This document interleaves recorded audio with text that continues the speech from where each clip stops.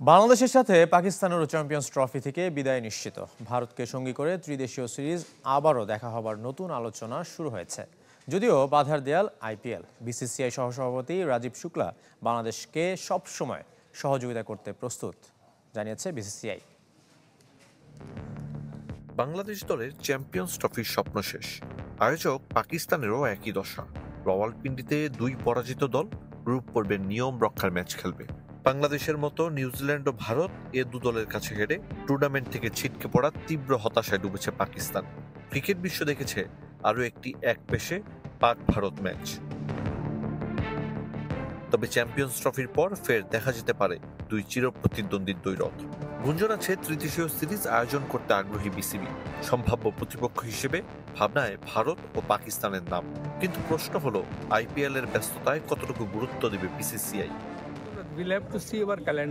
Cricket সূচি দেখতে হবে, কেননা ঠাসা ক্যালেন্ডার এবং কোনো স্লট নেই।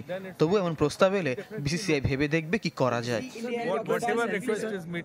ভারতীয় ক্রিকেট বোর্ডের সহসভাপতির দাবি, বিসিবি ও বিসিসিআই এর মধ্যে সুসম্পর্ক রয়েছে। ক্রিকেটের উন্নতির জন্য সহযোগিতার কথাও জানিয়েছেন। বিসিবির সাথে আমাদের সম্পর্ক ভালো। ক্রিকেটের প্রচারণার জন্য সবগুলো বোর্ডকে একত্রিত থাকতে হবে। তাহলে পাকিস্তানে গিয়ে খেলতে আপত্তি কোথায়?